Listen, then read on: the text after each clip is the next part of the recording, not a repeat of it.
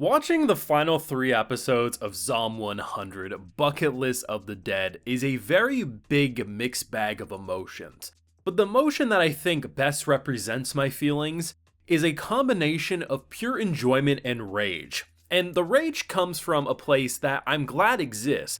Like, when I watch a horror anime, I want to be scared.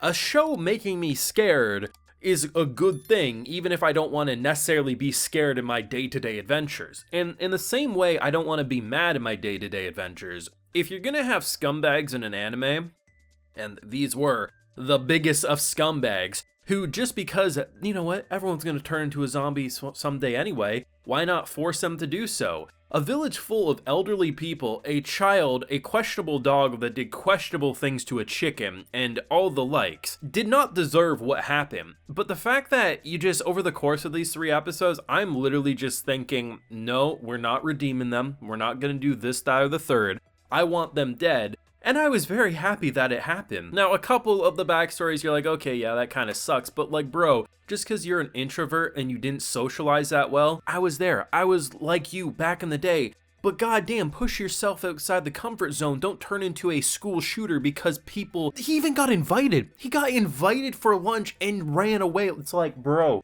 there's this one creepy pervert who's trying to molest people. And oh my god, man, it just, every time I saw them, I was getting more and more pissed off. And I think the fact that there's these moments, I'm like, oh, a pet in anime? Oh, a pet in a zombie anime. That dog's gonna die, it's gonna be emotional. This little girl's running off to try to save the dog. What does she walk into? A dog getting down and dirty with a chicken. And I'm like, of course, it's Zom 100. Oh, the dad everyone's thinking has a zombie bite, or at least cancer. He's dying of this crazy disease. It's hemorrhoids. This dumbass didn't get some anisole early on into the zombie apocalypse and now has an infection that needs surgery for his hemorrhoids. And the reason he's huffing and puffing is it's hot outside. I had to get out of my chair. I was stumped and speechless. This show enraged me in the best possible way. The whiplash of comedy and the actual legitimately good storytelling. The fact that we don't have a season 2 is the extra cherry on top of me being pissed off, but loving every second of the wonderful anime known as Zom 100 Bucket List of the Dead. This was a fantastic show. The return was worth it. I think these final 3 episodes are the best content we've seen. That might be recency bias, but I do remember my enjoyment and where I would place different episodes and arcs, and I honestly think this was the stretch that delivered. I really liked Akira's bond with his father, even if there was a bit of a comedy direction. The dad was willing to die because he was already gonna die, because it's like, bro, you just need a little penicillin or something at this point, but shut the hell up. But great final stretch. I have full live reactions to all 3 of these wonderful episodes and the whole show over on my Patreon. If you would like to see my full uncut thoughts, they're over there if you're interested. This was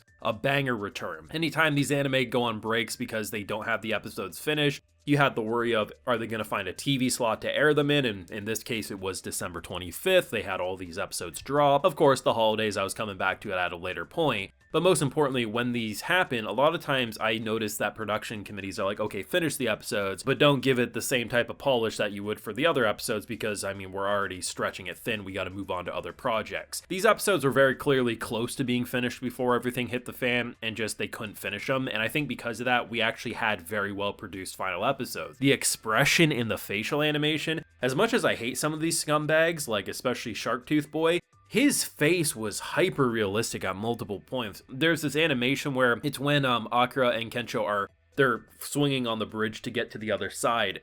Akira's mouth, like the way his gums or his cheeks were like flapping in the wind.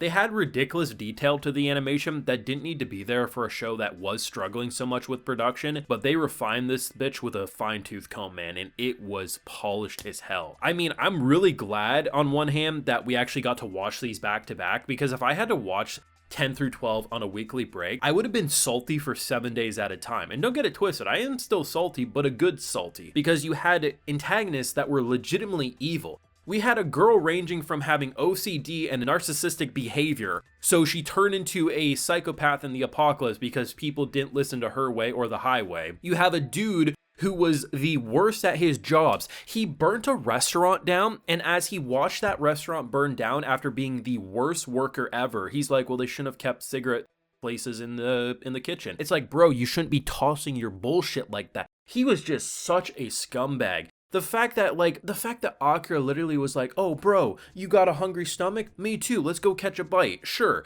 introverts, I get it. That's a lot to deal with. But catch Akira literally outside his friend group. He clearly invited you, bro. Like, just push yourself outside your comfort zone. Don't turn into a school shooter because of some bullshit. I'm just baffled, man. Like, these were some scumbags, and seeing them get electrocuted against a fence, bit by zombies, I was so happy. I get Akira was like, bro, you know what? I would have been your friend. Like, I'm here for you. He's giving him a big hug. I'm like, just throw that bitch against the electric fence. I already know there's gonna be people being like, oh, you're too emotionless, Brandon. You're too cruel. Like, everyone deserves kindness. No, I think everyone deserves kindness at the beginning.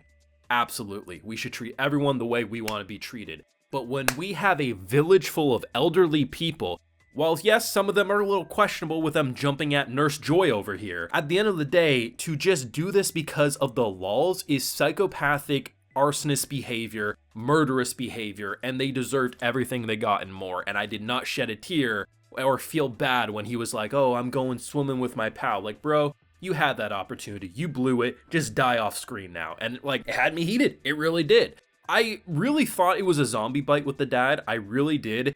And while I know when I was talking about that, I think it was in an episode 9's video or in that area whenever they got to the village, the fact that I had people be like, no, it's probably like a cancer or something. I was like, maybe, but I just feel like the zombie thing would be the most likely. Like, he's just like been pushing it off a good while. The hemorrhoid twist was definitely something, to say the least, but you know what, like, hemorrhoids can become legit serious if not treated. That is true. They can require vaccines or medicine or surgeries in cases, but there's literally over-the-counter creams that when it starts getting serious, you apply that bitch to your asshole and it will clear it up. The fact that he didn't do that because he didn't like doctors is just infuriatingly hilarious, and the best Zom 100 twist I've ever seen. Like, this is legitimately the greatest twist of the year. 100%. There's no other competition in my mind. The other thing that was quite impressive with these episodes, these last 3, was the fact that they didn't really pull things from thin air. There was good foreshadowing. Prior to them getting to the village, we had the tree fort man who was building the tree fort, which then in return came in clutch for them getting across the broken bridge. He's a handyman. Doesn't come from thin air. Makes sense.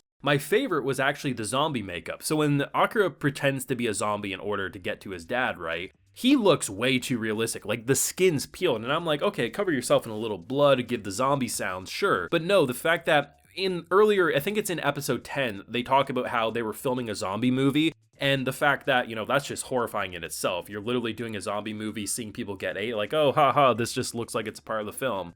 That's gotta be terrifying. They use that, and while yes, maybe it's quicker than realistically could happen, it's anime, we can suspend our sense of disbelief a little. They had the foreshadowing there, so he could look like a damn good zombie, and honestly, I mean, that's just fantastic. I would honestly rate the final stretch of Zom 100 10 out of 10. It enraged me, it infuriated me, it had me heated and pumped up, but it was such a good ending because it knew how to play with emotions. The comic relief. The only thing that, like, I put a hard stop to was that little girl saying, teach me how to eat udon with my butt. That's a hard no for me. Ken should not be allowed around children. Even if he's not a creep, he is a bad influence and no one can tell me otherwise. But let me know your thoughts on the final few episodes of Zom 100 that did come out a couple days ago. And maybe, hell, I reminded you they even came out. So let me know what you're feeling down below. Leave a like if you enjoyed. Subscribe if you're new around here. Of course, ring that bell so you get notified when I upload more to the channel. And like I mentioned, we have full live reactions to all these episodes over on my Patreon. And hey, while you're over there, you also get a video shout out. So today we have Ricardo Pelego, Squeleton, More Rudd, and Shadow Cyber Demon. I appreciate the support, everyone. Please take care and have a good one.